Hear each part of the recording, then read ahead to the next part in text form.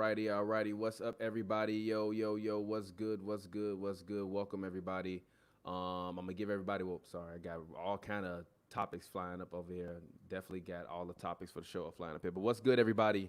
Welcome to 2 for 1 show. Got a special guest with me today, the homie Torrance. He's gonna come through, talk with us about the Last Dance. But this is a shooting shot show. So shout out to everybody that's about to, check it out, watch right now. Make sure you go right now. You subscribe to us on YouTube. We are live on YouTube as well as live on Twitter on Periscope. So if you're watching this right now, like I said, we are live on YouTube as well as live on Periscope. But before I bring my special guest in, I just wanted to welcome everybody to Shooting Shots. Obviously, this is the third day in a row I'm doing this. Honestly, now that I got the single mic set up, it's pretty easy for me to be able to make it happen. Obviously, this is not like Hoops and Brews where you guys are going to be getting premium level, high quality HD conversations, but at least you guys can still get some content. What up, Valix Everett, what up? At least you guys can still get some quality content and we can keep rocking through quarantine. If you're here right now, feel free to drop a message in the chat box. We're about to preview The Last Dance. I want everybody, if you've seen any episode of The Last Dance, I want you to go right now into your comment section, whether you're on Periscope or whether you're on YouTube, and I want you to comment what your favorite moment, not what the internet's favorite moment is, what your favorite moment of The Last Dance has been. But as we get ready to go ahead and we get ready to hop into that, we'll go ahead and officially welcome my first guest, the homie Torrance. What's good, bro? How you doing? Shout out to the homie Damien Torrance. He tagged you in this and said, yo, come on here, talk live with me. So welcome. I appreciate you for coming through on Shooting Shots. Welcome to Shooting Shots. Let's get it. How you doing today? Appreciate it, man. Thanks for having me, man. Anytime. I'm doing good, man. I'm sorry to just moved into a new house a couple of days ago, man. I was out doing yard work and stuff, so I got stuff all over the place, man. Oh, well, it's all good. I can't see none of it anyway. They can't see it. They don't care. They just want to hear some hot takes flying. But oh, yeah. I take it you've seen some of The Last Dance. Are you a Bulls fan? Yeah, man. So you got the Bears gear on. Yeah, man, and a Cubs fan. I know y'all Sox fan over there. I'm a Cubs and a Sox fan. I'm gonna say this. I'm a Cubs and a Sox fan because I literally grew up a mile away from old Comiskey Park.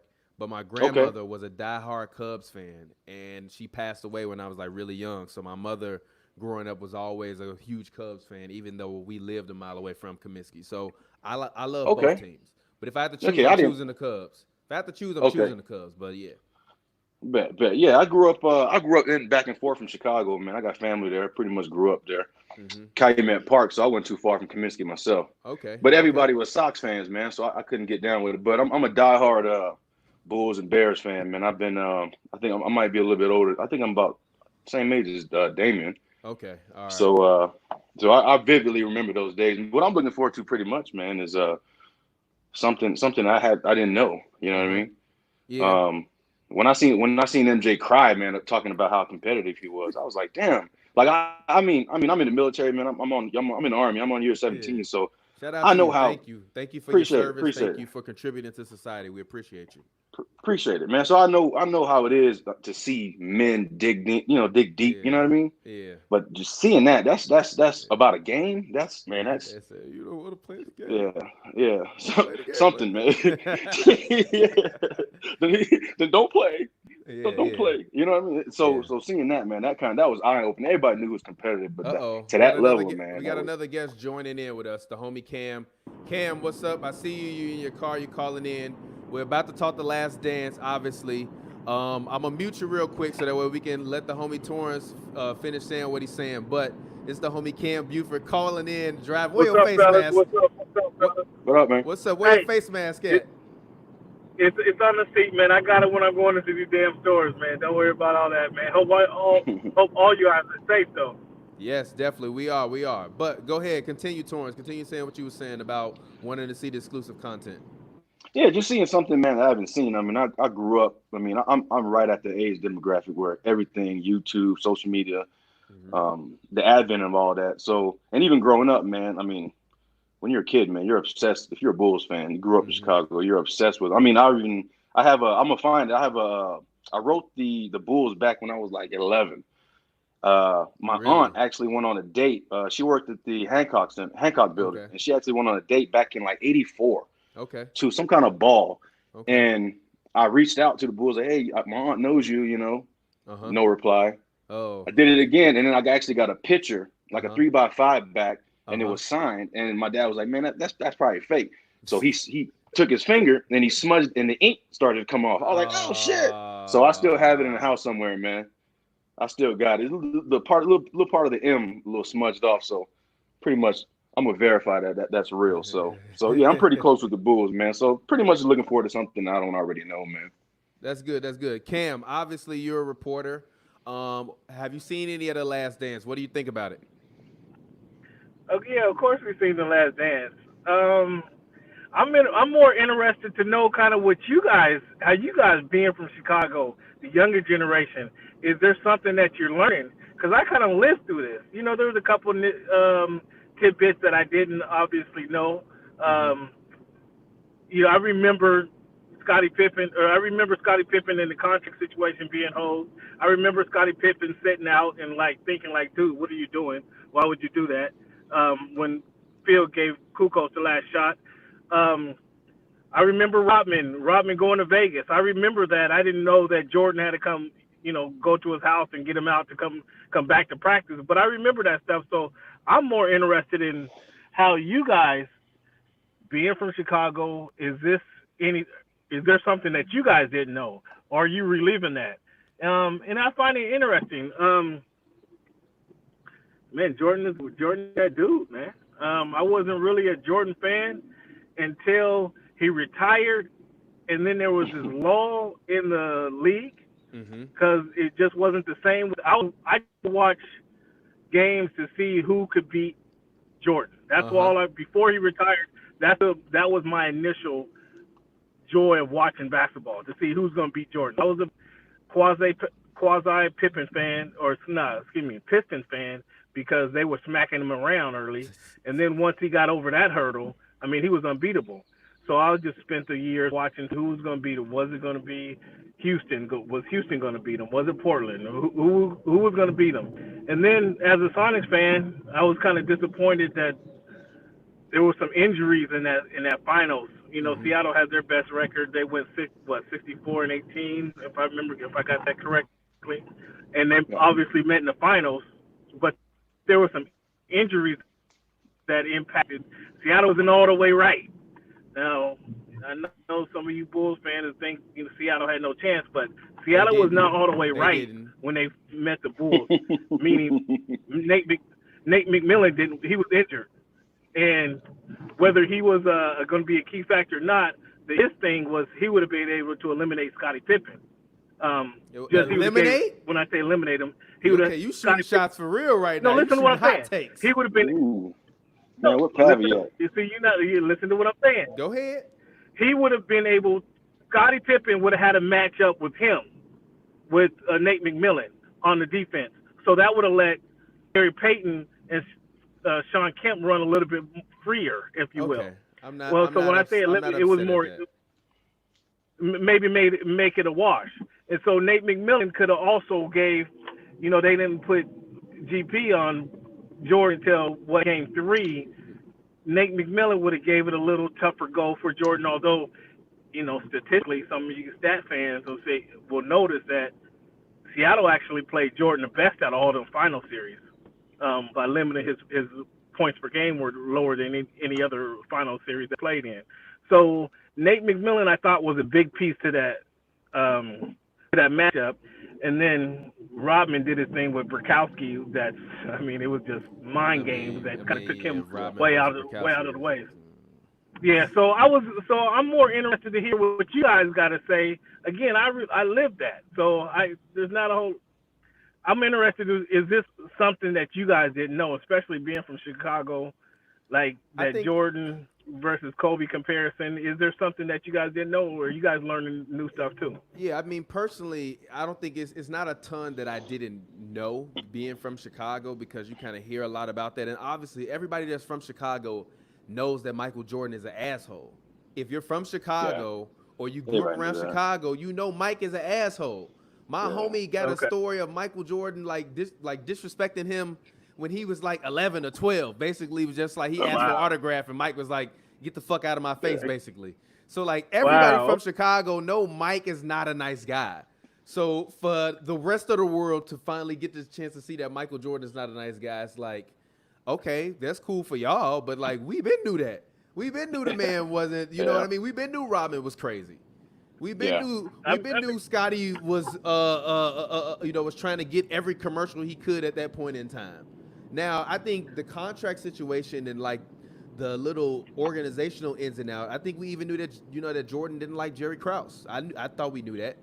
I didn't know Yeah. that No, Phil, that was, I didn't know that that was Phil prevalent. was his understudy though, and that basically Krause didn't care for the fact that he had that Phil's aura Phil got and the bigger. team's aura got bigger than what he was. I didn't know that. Right. But Yeah. but I will say this: it's nice to be able to see it all in a somewhat linearly packaged product, because I understand that like it's hopping around in between it, but the through line of it is like the season.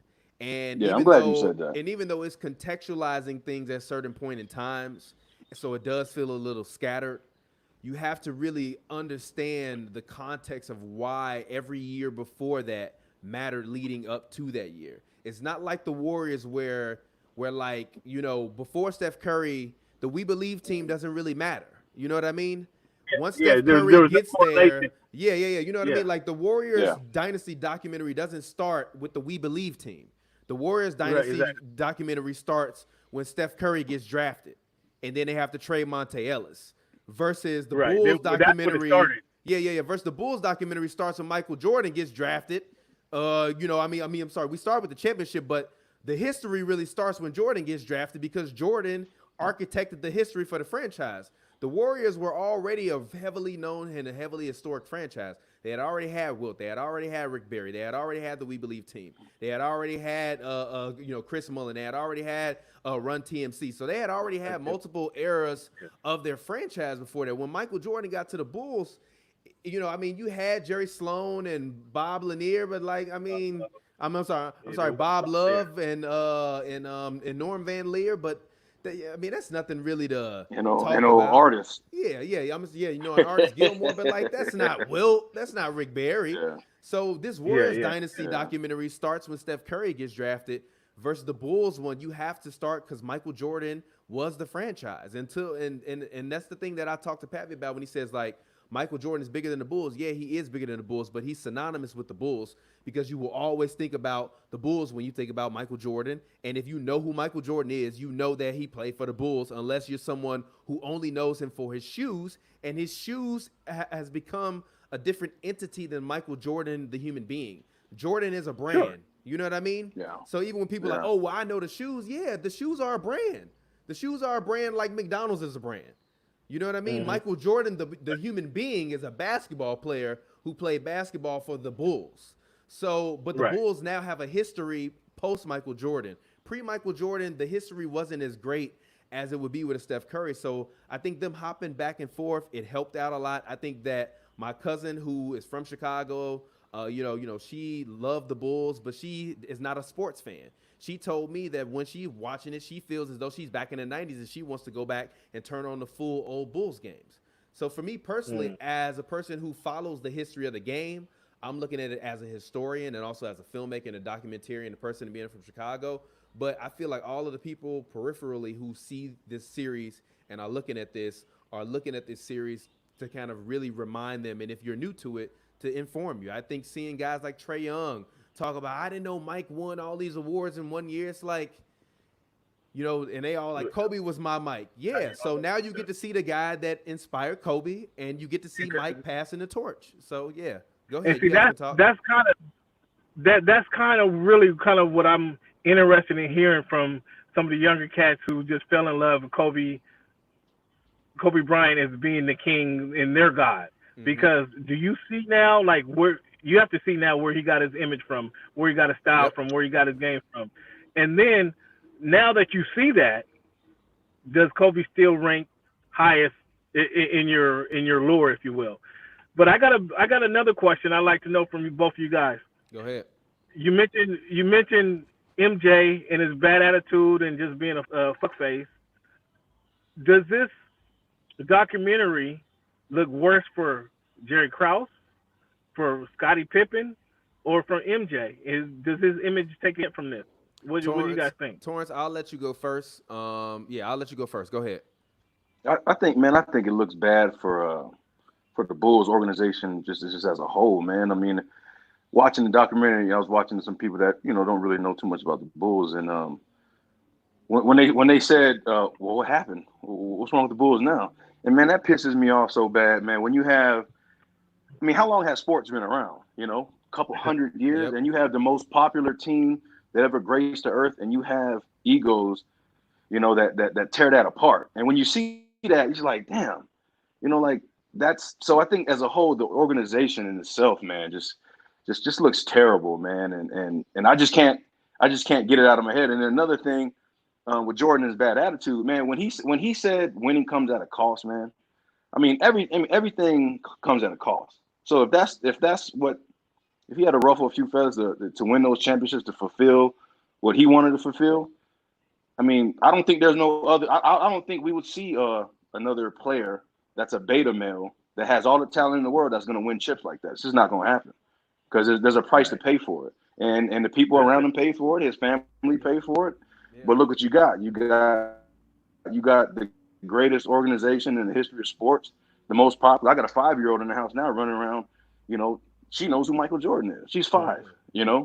She knows who Michael Jordan is. So yeah, just pretty much. Pavy loves to in a nutshell, me, man. I think the Bulls just look bad.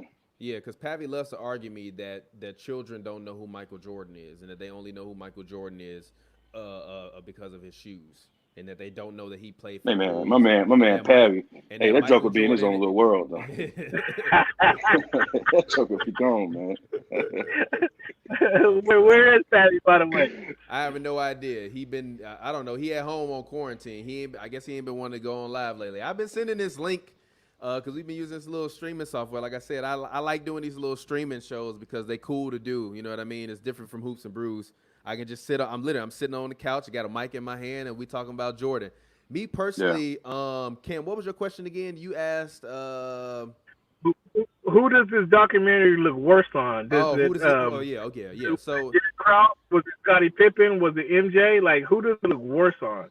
Yeah. Okay. So if you're asking me who this documentary makes look worse, I think this documentary makes nobody look bad. I think that it depends on the perspective in which you look at it.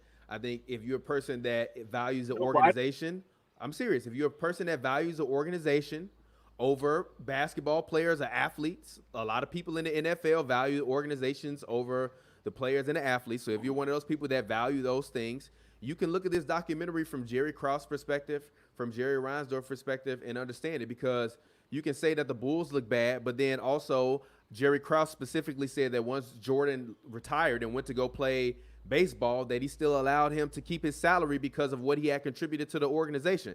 Now, albeit Jordan wasn't making hundreds of millions of dollars like LeBron James is, but even still, with that being said, $3 million in the middle of the 90s, when you one of the best basketball players in the league, is still a lot of money. And for him to let him retain that salary, even though he went to go play baseball, it's still something that's decent for them. I think they took a chance on Dennis Rodman. I think Dennis Rodman was a guy that you very clearly saw had some or at least had some very destructive, self-destructive tendencies. And I think that even the assistant coach saying, I think that with Dennis being able to play with Scottie and being able to play with Michael, that he probably wouldn't be as wild as he was in the Spurs. Obviously, we saw Michael Jordan calling these guys hoes and stuff. Dennis Rodman not just about to come in that practice and do whatever the hell he want to do with Michael Jordan. Dennis Rodman made it very clear he was scared of Michael Jordan. So I think that even from an organizational standpoint, you have to understand that there are certain things and certain guys and chemistry has to mesh well. This man, Kevin Durant, Bob Myers just fucking said that the Warriors didn't take any joy when they won that championship. And KD commented on the Instagram thing like they sure as shit look happy in the picture. Like, hell yeah. So that speaks to team chemistry and and how you build an organization. Like, we love to call the Warriors a world-class organization, but clearly the chemistry that they have within the confines of that locker room were not great, and they did not greatly construct the chemistry of that team Otherwise, it would not have imploded as fast as it did. The Bulls did not implode. The Bulls were just a product of a dynasty where you were dealing with a bunch of guys over 30 that had essentially reached the end of all their primes. The Warriors were not at the end of their prime. No, hold on. Why do you keep bringing up the Warriors first? Why do you keep bringing up the Warriors first of all? Did I miss something? I'm bringing up because you have to think about the level of talent that was on that Bulls team, and the last three-peat run. Rodman, arguably the greatest rebounder ever. Jordan, arguably the greatest. No, wait a minute. It depends on who you ask. That's all I'm saying. It depends on who you ask. Okay. I'm sorry. Jordan, arguably the greatest player ever. Rodman, arguably the greatest rebounder ever. Scottie Pippen, arguably the greatest defender and one of the greatest passers ever on the same team. Okay. You have to keep all of this chemistry going and happy, and y'all win a championship at the same time, so you can't just lose. If they would have lost at any time during that three-peat run, we wouldn't be looking at that the same. We would not. The same way we don't look at the Patriots as being the same as they were during their first dynasty. That first dynasty was different. After that first dynasty, whatever this was over the past few years was like the Spurs. It wasn't like that first dynasty. After Spygate is what you're talking about. After Spygate. I'm not going to even say after Spygate. I'm just going to say that, period. That's just how I feel about it. But so you say nobody looks bad in this? Ryan for putting Jim Krause in the position. So Krause did some good things, obviously, building the team around Jordan. If you say but I'm about to walk out of this room. No, listen. When you come into the 1998 season saying Phil Jackson, you can go 82-0, but we're not going to sign you. I mean, come on. He gave away a potential 2 or 3 more championships with that comment itself. Let me interject something real quick. Retort, please. Retort. So how about in the sense of when you I allude back to the comment I made about this is the most popular team in sports history now. Now we've all seen it in professional sports, man. A team gets hot, win a few championships, and it can be.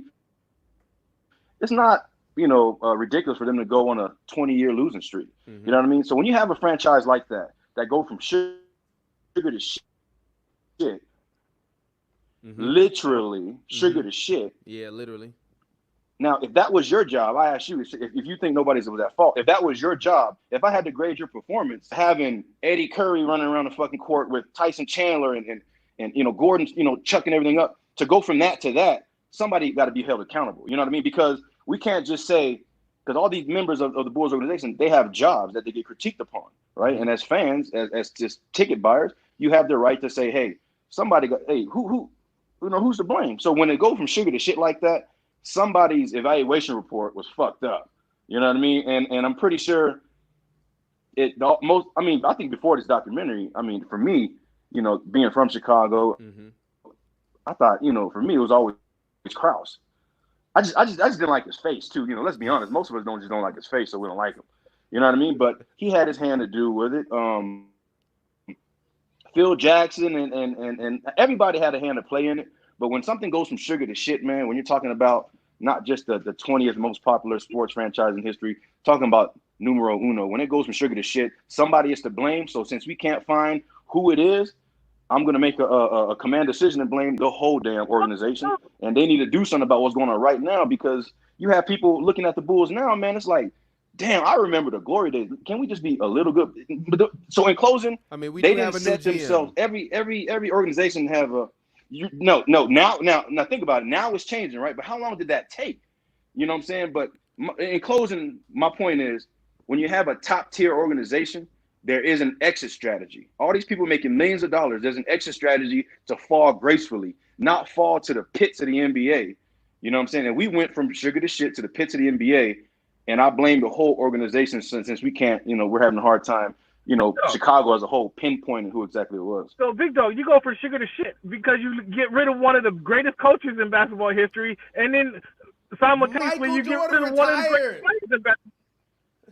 Exactly. So, but you was mature enough to know. We all knew MJ was leaving. We knew that, right? We knew he was getting out of there. Scotty had a bad back. Gee, He was Scotty had he a was bad tired back. of Phil. Scotty had a bad back. MJ tied himself to Phil. I don't want to play with nobody else but Phil. He'd already told the coach, Krause already told him, if you go 82-0, you're not coming back. So that the organization, quote unquote, said this is our last year, this is our last run. And I think it was, to your point, blaming the organization, Reinsdorf for putting him in place, Reinsdorf for allowing him to run Phil off, with running Michael off, and allowing him, I guess it was an ego thing, because he wants to prove that he can build a team without Michael Jordan, because they had grown bigger than him. So in that point, I feel you what you're saying, you blame the whole organization. But the organization did that to themselves, if you want to take that route, because when Krause said you can go 82-0 and I'm not bringing Phil back, after MJ already tied himself to it and said I'm not playing for nobody else but Phil. So yes, Michael retired. Could he have stayed another year? It sounds like you sound like you're trying to blame Krause. Huh? So it sounds like you're trying. So Krause looked like the worst? it sounds like Krause looks the worst, man. But when you look at it in retrospect, man, Krause is responsible for the Bulls. Yeah, he like is. The Rodman, the whole the Tony Kukoc thing. I forgot he was playing international ball before the NBA started playing international and ball. actually, And that's what Krause don't get credit for. There's been a lot of international players. Yeah, there was some good players. He went in and got that. Too, by the way, if Vlade's a Hall of Famer, Tony Kukoc. And he offered Tony Kukoc less money than he would ever get paid, and he still took it. I mean, it's the Bulls. I will say this. Yes, he should be a Hall of Famer for what he did for basketball. It's the Basketball Hall of Fame. Basketball Hall of Fame. He'll make the Hall of Fame. Nah, he's not gonna make it because he still hasn't made it. But I think he should be. Why not? Ball Hall of Fame. Why not? Vlade made it. Vlade, a one-time All-Star. Okay, you got a point there. If Vlade made it, he'll probably make it. But basketball, he's not gonna make it. He's not gonna make it because it's been too long. But ultimately, I would blame the organization, starting with Reinsdorf and Krause. I have to blame those two. Although you guys have made some good points, Krause did a good job building the team up. But at the same time, he tore his own legacy down when he said to the coach, who's already tied to Michael Jordan, it's basketball. I don't know. I don't believe that. I don't believe he did that. I think. Man, they got some dude from the Dominican Republic I never heard of in the basketball. So here's another thing. Did you guys, with Jordan, when he went to go play baseball, because of the scenario, however you want to picture the scenario, do you guys believe in the conspiracy theory that he was suspended from basketball, the NBA? Do you guys believe in that theory?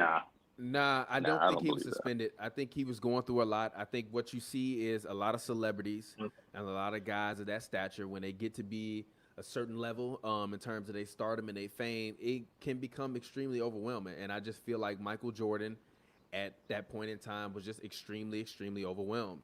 And I think that really what, he kind of really eloquently kind of put in the documentary was just like, it was just a grueling schedule. If you look at what he was doing every day, he was essentially larger than the Beatles almost at that point in time. I mean, in terms of like a one man. And that's just a heavy life to have to lead. Even when he said he went to play baseball, he liked the fact that he could just be one of the guys. Like, I think he just got tired of being Michael Jordan. And rather than him going and blowing his brains out or killing himself or hurting himself or further falling into alcoholism or gambling issues, I think he's just like, I'm going to get away from all of this, because if I don't, I'm going to go insane and it's not going to be good for nobody, including my brand and this worldwide legacy that I've built up for my family. So I think going away to baseball, honestly, was a kind of like the equivalent for him of probably like going to rehab, kind of just get it. I mean, obviously it's a ton of media there, but even just the amount of people that you have to deal with. That was the point I was going to make. That was a form of rehabilitation. I don't think it was a form of him being suspended. I think if somebody want to say David Stern told him to go take a year off, fine. But I think that and a suspension are two different things. I think David Stern could say, why would David Stern? Because I think he could say, Mike, you need to go sit down and just relax, bro. A lot has gone on, and I respect what you've brought to the game. But if you leave and go take a year off and come back when you want to come back, you can do that. But if you implode right now, it's not going to be good for you or us. So if you need to go and sit down for a year, go sit down. Fine. Interesting. Fine. Interesting. I don't think that he was suspended. I think that literally, if I wouldn't be surprised if literally David Stern was just like, yo, Mike, do you need to go sit down for a year and just like take a year off? And Mike was probably like, I think I might need to. And he was like, look, you don't need to quit. I'm not going to suspend you. Because there was nothing that he could have been suspended for. What could he be? He had never been found guilty of gambling on the basketball. Yeah. Everything he was gambling on was like golf or dice or cards. I mean, that's not Pete Rose gambling on your team. That's all I'm saying. That's right. I don't really think that's the issue either, because Pete Rose was betting for his team to win. So I don't think that was the issue. That just to kind of change. Was he really? But it was just. He was betting on his team to win. He didn't bet against his team to lose. He didn't bet against his team to lose. I mean, he bet on his team to win. And so, what's the problem with that? When you bet on your team, you should expect to win, number one, and then you bet on your team to win. Like, that's he's double dipping, if you will. Nonetheless, when I disagree with the theory, but I just want to hear you guys. I mean, what do you think? I just think he got tired, man, of the media and dude, he was on top of his game. You know what I mean? And like you said, he might have been more popular than the Beatles. I mean, I don't know any human being that's going to be recognized just by the silhouette of their head. You know what I mean? So, and then at the same time, the man had a family. We don't talk about his family. He had a family. He had a marriage that was barely hanging on. You know what I'm saying? The media was getting in his business. His dad even had to talk to the media for him, and he's already played, 12 plus years. I think he was like, you know what? It's time.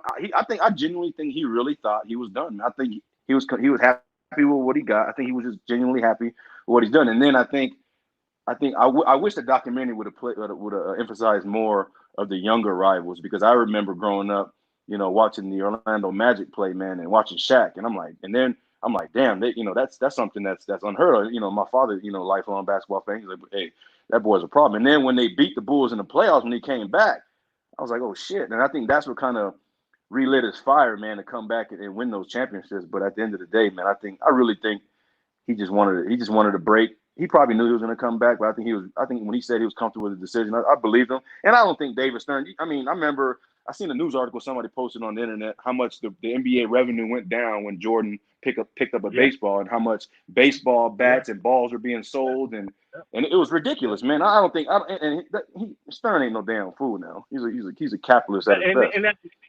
right. That's why I don't think Stern quote unquote suspended him. And I'm very interested to see, fellas, like at the end of LeBron's era, because again, I watched basketball just to see, before Jordan retired, just to see who would beat the Bulls. At the end of LeBron's era, the same thing's gonna happen. That year and a half, huh? LeBron's gonna be ushered out of the NBA by whatever franchise. But I'm saying is, are we gonna see? I mean, experience that lull in the. I don't know what the ratings were. I was kind of in tune with it at that time, but I just know basketball wasn't the same without MJ. And then when he came back, I appreciated what he brought to the game much more than I ever had before, because I was rooting against him. I wasn't necessarily rooting for the Bulls, but I was wanting to see what he brought to the table and just enjoying his skill set. But there was definitely a lull in that year and a half he was out.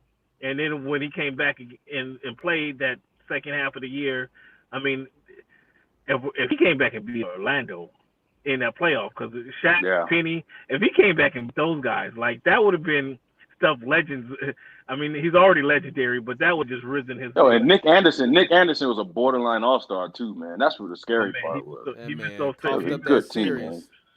He missed those free throws, and he ain't never been the right since, man. That's a shame on that.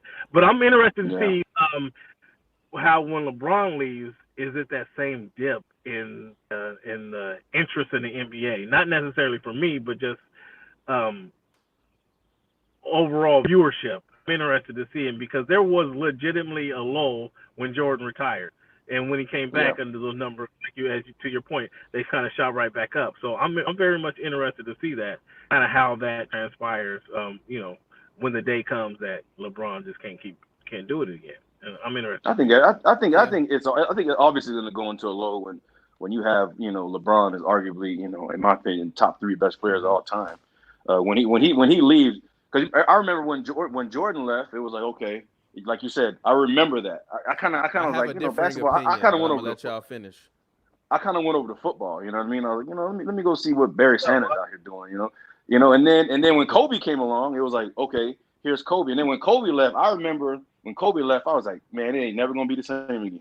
And then about a year and a half, after 2 years, when LeBron really picked up the baton and ran with it, I'm like, okay. So I think it's always going to be these ups and downs, but LeBron carries with him a lot, man. And another thing, too, his son's probably going to be in the league, too. So that name's going to probably carry on for a long time.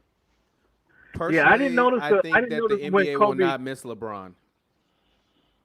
I think, you don't think so? No, I think the issue that the NBA had when Michael Jordan left was that they didn't have enough immediate stars that could come in and make an immediate impact and be marketable stars.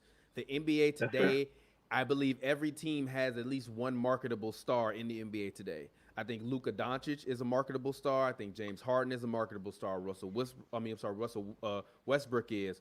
Steph Curry, Klay Thompson, Kevin Durant, Kyrie Irving, Anthony Davis, Zion Williamson is a marketable star. Lonzo Ball is honestly still one of the biggest stars. Whoa. Lonzo Ball. Wait a minute. Out of the athletes in the world, Lonzo Ball still has one of the largest followings, and he still has a reality TV show that is still getting millions of views every episode. So I'm not. That mug it's in slippery hands. No, but it's not. You want to know why it's not? Because he's playing with Zion, who's arguably right now a top 10 star in the NBA. Hold on, but let me say one quick thing. The league is so not you see how LeBron that much. They really. You see how we went from. Did you Jordan miss LeBron last year in the playoffs? Me? Did you miss him in the finals? I kind of did. I kind of wanted to see that streak. I kind of wanted to see that streak going. I kind of wanted to see that streak going. But check this out. We went from talking about Jordan's greatness, right, to LeBron. Man, you talking about Lonzo Ball, man? Now, okay, if you want to, Zach LaVine's a star. If you want to put it that way, shit. I mean, every team. That's not my point, though. That's not my point. My point is in the 90s, literally. Once Jordan retired, who was the biggest star in the NBA? It was Shaq, and that was it. You had no huge stars. There was Akeem was there, but they weren't. Grant Hill. Stop. Man, Grant Hill brought back Felix. Grant Hill brought back Felix now. Stop. When nobody checking for Felix. Stop. You name it, Penny. Penny ain't more famous than Steph Curry is. But no. Stop.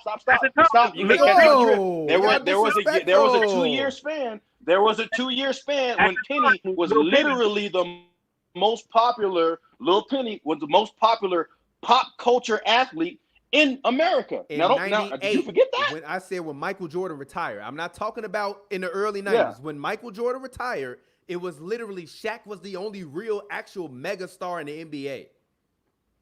Literally. Well, if you want to be that technical, every sport really has one or two top tier above everybody. That's a lie. That's a lie. The NBA got 5 megastars in the NBA. In the NBA has had 5 megastars in the NBA since 2004. Yes, megastars. Guys that are legitimate celebrities. Tracking. Huh? Okay, I thought you. No, I mean guys that are legitimate celebrities. In the 90s, none of these guys were legitimate celebrities. I agree with that. I agree with that. So that's what I'm saying. We're not going to miss LeBron that much because there are more celebrities. Arguably, when Jordan left, you didn't give Grant Hill time to cook. You talking about when Jordan parted, you didn't give Penny time to marinate. He was everybody knew Grant Hill was he was not out bigger there than Steph Curry to hoop to basketball heads to purists. Olajuwon was the star of stars to me, and Olajuwon and Barkley. And then don't forget, you still had Kemp. Gary Payton and all. I mean, there were some stars in the league. None of those guys. Now it wasn't Steph Curry. None of those guys are more famous than Steph Curry. None of those guys are more famous than Kevin Durant, other than Shaq. Shaq is literally the only one. And then Kobe after 2000. I agree with that. I don't mean this is to be any LeBron slander. I'm just saying the NBA has done a better job of cultivating and marketing its stars since Jordan left. I think once Jordan left, if you stern instantly once you saw that hole in the revenue, you're like, yo, we got to find more personalities. Like we got to build more offense. We got to get more people in the stands and more people interested and more guys in front of microphones that can sell this league. Because if the biggest player in the NBA retires and we lose that much revenue, our product as a whole isn't going to be that strong. And I think today, if Steph Curry retired tomorrow, the NBA is going to go on. If LeBron retires tomorrow, we'll miss LeBron. We're gonna miss them. Yeah. But we're not gonna be. It won't be the same gap. It's not gonna be the same gap as it was. But the NBA is gonna be different too, because pretty soon down the pipeline, you're gonna see high school athletes coming back in. College sports is gonna suffer. So the NBA is gonna get. They're still gonna get the cream of the crop. You're right. It's still gonna be popping, but. Yeah, that's no offense to Bron. I had to cut you off. No, go ahead. That's no offense to Bron. No, and that's literally no offense to Bron. When you said that about Penny, I'm not Orlando Magic fan. And like I said, I'm not disrespecting. I'm not disrespecting LeBron and comparing LeBron to Lonzo. Oh yeah. But I also said when Lonzo was coming in the league that if Lonzo Ball was cold as LeVar was selling him, he could be a new LeBron James type of figure. But one that has, and even with that being said, Lonzo Ball is still one of the most famous athletes in the world right now. He still is. Regardless of who he is on the basketball floor, he's still one of the most famous athletes in the world. So with that being said, there are a lot of guys that are in the NBA right now that are top 100 famous level athletes. In the 90s, I think there were a few of them, but none of them were able to crack that top 10, top 20 really, other than a Shaq or Rodman. And Pip too. I think social media helped that a lot. But I think Pip's career and persona has grown greater on the entertainment side after his career versus during his career. Well, I don't know. Versus I feel like Kobe and Shaq were entertainers during their career. Huh? Nah, I said Pip was Batman. He ain't never kind of took the precedent of being the number one guy. I mean, he was Rodman, but I feel you. So, Rodman, excuse me. He's just a guy, So but I'm gonna open it up to fan questions. Fans, go ahead, drop some questions about the Last Dance preview. But before we do that, I do want to talk real quick. Cam, did you see Nelly versus Ludacris? I saw. Cam, tilt your camera down a little bit. Cam, tilt your camera down a little bit. So that we see. From what I saw. From what I saw, Nelly's connection wasn't able to hold up. I mean, and that's about how I would grade it going in. He would have had much more hits. Nelly's nice. So don't get me wrong. Him competing with Ludacris. I had Ludacris winning that. And from what I saw, Nelly. Who about the song that he opened with his sister did the cover on? Come on. He kept losing. I tuned out because he kept losing connection. And it wasn't as much Ludacris trying to carry it. I tuned out after probably about 7 or 8 minutes. How old is Nelly? I can't imagine. Hey, man, look. Yeah, Nelly. Coming from an 80s baby, man. You. Coming from an 80s baby, man. I'm tired of seeing these legends look dusty out there, man. They can't get the internet working, man. I'm tired of this, man. They need to get some young people on their staff to get this stuff because this is looking, man. Nelly was like you. I was like, man, he had hits, man. I was embarrassed for him. I was like, no, I can't do this no more, man. I just can't. I'm tired of my heroes looking ashy. I don't know what he was playing. They do need to have artists consult with. And this is, I honestly, stop drinking while they do that stuff. No, I enjoy that aspect. I like that part of it because then they get to be real raw. But the thing that I don't like about it is that the only thing they need to fix is Timbaland and Swiss need to have the artists submit to them before every single show 30 songs that they want to play during the battle and that they would play in a battle, and then take out all of the songs that artists put that are B-side songs that the artists love, that the fans will not necessarily appreciate unless it is a B-side that has a connection to a B-side that someone else, that the other artist is going to play. Meaning like when Nelly played the Philly stuff and the New York stuff, that allowed Luda to be able to bring out the Nas track. You know what I mean? I'm hip-hop heads. I'm cool with that. But when Nelly breaking out songs that we ain't never heard before, or that was on his 5th album that went gold, Cause like we I know you called gotta it. go. Like Nelly, Yo, we I know you called got it. gold songs, bro.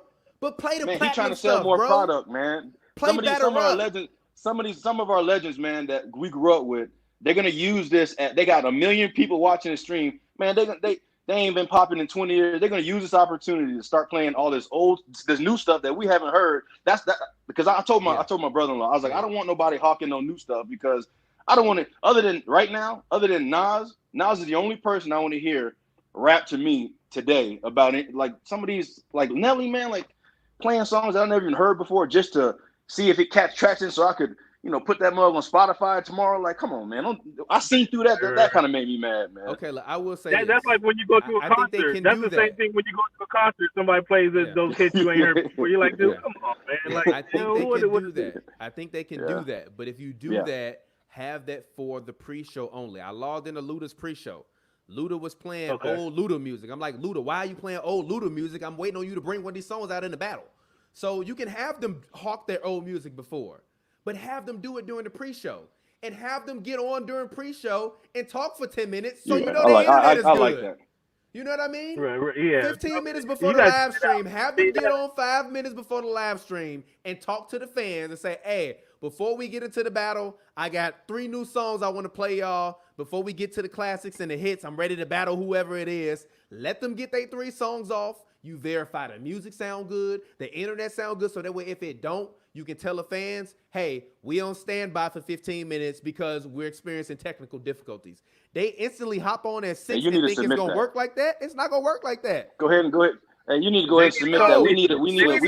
We need a care package with sound equipment and Wi-Fi and everything. Well, we need to send it to these folks' house, man. According to Swiss and Timbaland, they send these guys care packages. That have the proper equipment, but the internet and the equipment is 2 different things. But also, these guys are 46 years old. Okay, I know 20-year-olds that don't know how to set up Wi-Fi, that don't know how to set up an iRig, that don't know how to get the proper input into the thing. Hey, Nelly was having a good old time too, wasn't he? Hey, look, Verzuz. I'm sure Verzuz is not raking in money right now because they probably ain't getting a ton of sponsorships because they just figured it out. Figure out a way to get some goddamn sponsors. Hire a pro or a genius like myself to come there and fly there with these artists and sit there with them and produce the show.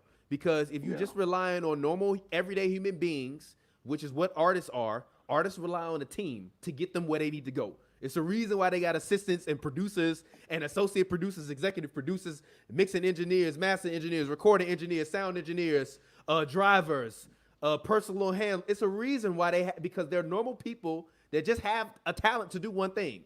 Producing live Instagram streams ain't they talent. So they need to do a better job of them as producers of this show. They need it, They need trying to do and make it better. And that audio quality, man. Is good. But you can't tell me that you can't find some independent film producer in every one of these cities to go and link with these artists, man. Yeah, I think the goal should be the goal should be like a get together. Because what I did for the Badu and Jill Scott, I had a barbecue, man. I had people over and man, I got a nice entertainment system, man. And everybody in front of TV, there's no bass. You know what I'm saying? We trying to listen. Like I would be rocking right now, but the audio sound like shit. We had 8 people in front of the TV, man. It was like, damn. If I felt like it was an opportunity missed, man. They got to get that right. Now the Badu, they were just too nice. What do you guys think of who should be next? Because I enjoyed the Badu and Jill Scott ones. Well, they were a little too nice to each other. Yeah, well, I watched the post. Oh, you did? You watch her concert or whatever? I watched the post show on Swiss channel because I'm interested in, like, you know me, Cam. I'm a person that's interested in business models. So I like what they've done with this business model. I just don't know how they're going to actually be able to be the ones to make money off of it, which is the unfortunate part about it. Because even when you upload videos on Instagram, it becomes public domain. You don't own that video. Yeah. So even the artists, you know what I mean? Like they technically own the rights to the compositions that are being played, so they can place an advertising claim on it. But when you upload video on Instagram, like that's not like an original pre-copyrighted recording or work, like as in like they're producing the show on Instagram and not pre-producing it before. Instagram that then becomes a part of that public domain thing because you're using Instagram's things to make it or whatever. That's Ooh, why, yeah, I like, didn't know about that's that. why, That's- like, I didn't know yeah, about yeah. that. So like, as long as you screen record it, you can re-upload that piece of artwork and like onto another platform. Does that make sense? Gotcha. Yeah, it So makes sense. Yeah. because like there was a thing where like there was this artist, he was basically screenshotting people's Instagram photos and selling them as like art, and people were getting mad trying to sue him, but that's part of terms of service. Yes, So Yeah. I think that they have to figure out a way to make it happen. I personally think that they need to take advantage of YouTube and YouTube Live, and just really both of them. All of these guys got money, which is the funny part about Hey, things like Dame these. Dash TV, man. They need to go Dame Dash TV, whatever the hell he got I popping mean, over. the funniest part about it is that all of these guys have money, and I feel like none of these guys ever really take the time to actually invest the proper amount of money that needs to be put into it. I'm sure all these guys got millions of dollars they spend on paintings, but they wouldn't spend $1 million to take Verzuz and make it become the biggest whatever they need it to be, the best thing. Like sending somebody a $500 kit is cool, but like building a full scale production when you got 2 million people or 1 million people or 500,000 people watching you. Like I wish I could like you see what I do with nothing, right? And it don't even be that like you give me 1 million people and funds in my bank account to be able to do what I don't care if I got to foot the bill. It's gonna be a thing, and it's gonna be like we remember it, but more times than not, it's being made fun of now than it is being taken seriously, which is not cool because of how great it is. They said they want to have LL and Cube do a battle. I don't want to see LL and Cube do a battle if it's not going to be done to the maximum with the great audio, the good sound, the proper, I'm playing it on my TV and it sounds like I'm playing it through a tin can. Yeah, it was bad, man. I would love to see LL I would versus Cube, have though. to suspect that LL and Cube, once you get them involved, that turns just both of them are going to bring their producers in there to make sure both of them kind of come off correctly. Cube is. LL kind of said he kind of hinted that he don't want to battle Cube. LL kind of said he don't want to battle Cube because he don't think that their music kind of aligns. LL top 3. I'm not gonna say top 3, but I will put LL top 10. Top 3 what? Hip hop artists from New York. Oh, come on now! Don't do that! Don't do that, old school! Don't do that! You had them joggers on. You had them goofy ass Kangos on, man. No, I think LL's top 10. No, I don't think it's no debate. He's top 10. I think for 36 years, he's had at least a hit every 5 years. And there's still, I don't think, a human being where if you just want to put them in a room together and say, write a better verse, that I'm going to actually say is going to be able to go in there and argue and legitimately be like, yo, he going to do a better job. Like, I mean, obviously you got the Lupes and the real crazy lyricists, but I mean, write me a better verse that's going to get the people moving and make a hit, not just spiritual, lyrical, miracle, spiritual. Yeah. You know what I mean? And nobody was coming at LL back in the day. Remember that when the whole rap beef was going on? Not one person mentioned his name, man. Not one. Cannabis. Oh, my bad. Cannabis tried. He tried. He joined the army. That motherfucker joined the army. Cannabis came back. Yeah, Cannabis came back at him in 95. He tried. 96. So Cass tried LL. I mean, Cass tried LL just because at the time LL was. I mean, you got to remember LL was. He was in movies in 86, 85. Crush Groove was at 85, 86. So LL had stage before rappers truly had a stage. LL had that stage. So I mean, so that's why cats kind of want to come at him. And so I mean, still in that top 3. What category you're trying to put him in? But that's just again, fellas. I got to get out of here, man. All right, nice Cam, I'm about to get out of here too. I'm about to get out of here in a second. Shout out to Cam. Oh, Cam, by the way, get your plug in. Talk to people. Let them know where they can find you at. Voice of the Fans. Hit me on Voice of the Fans on Twitter. What's good in sports? What's good in sport on Instagram? Check the Voice of the Fans podcast. Check the Voice of the Fans YouTube page. I'm everywhere. And then I'll have my podcast that comes out every week. Spotify, iTunes, iHeartRadio, Stitcher, tuned in. Voice of the Fans podcast comes out every week. Thanks for the shout out. Thanks for the time, fellas. All righty. Thank you, Cam. Nice meeting you, man. All righty. So, Torrance, go ahead, man. I appreciate you for calling in. I actually really enjoy having you on the show, man. You're welcome to come back on the Shooting Shot show anytime you want. Anytime you got some hot takes you want to get off or you want to talk about something, just hit me up. And you're welcome to come back anytime. Great conversations, man. Go ahead, talk to the people, let them know where they can find you at, what your social media is, and all of that. All right, man. Real quick, I ain't got too much social media. Straight wrong on Twitter. But I am a Colorado National Guard Army recruiter. If you're, some of the young and the brave, you want to get down, come join the team. Come holler at me. But other than that, man, I ain't got nothing. I appreciated the invite, man. Had a good time, and hopefully I can catch you guys back on, man. All righty. I definitely appreciate that, man. Thank you very, very much. Thank you for tuning in. All righty, fans, I appreciate you all for tuning in again, man. You all are all amazing. Super, super cool to see you guys continue to lock in with me. I know that this is a different show. Oh, snap. The graphic is definitely the wrong graphic up there. My bad. I know this is a different show, different format, you know what I mean? But I do appreciate all you guys coming through. Thank you guys for all watching. Fans, everybody out there. Actually, this message is for everybody. TPJtv.com. It's my newest venture. I'm doing it for the people. I have people all the time. They hit me up and they say, yo, Thomas, can you produce my podcast? Yo, Thomas, can you do, I want to do a podcast, but I don't know how.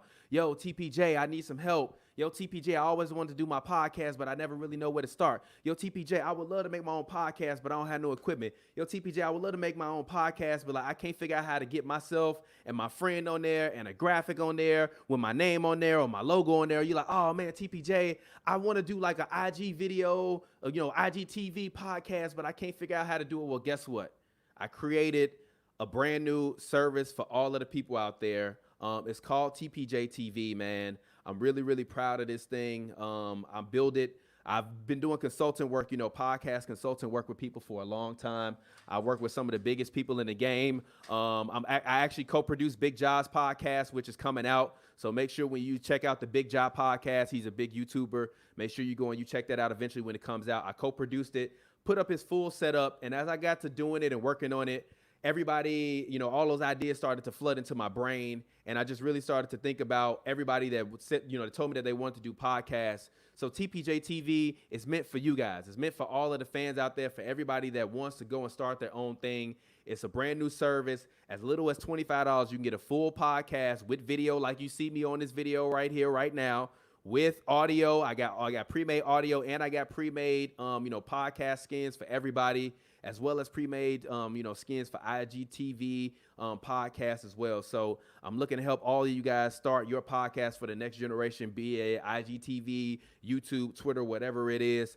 Go check it out, TPJtv.com. Affordable prices there for everybody. You don't need any fancy microphones. You don't need any fancy equipment. All you need is a smartphone. All right, folks? Like I said, all you guys need is a smartphone. So I appreciate all you guys out there that have participated, worked on the beta, with me. I appreciate it. I even have, and I'm gonna flash up a couple real quick, a couple of these podcast skins. That's one of the podcast skins that I have available on there for all of the creators.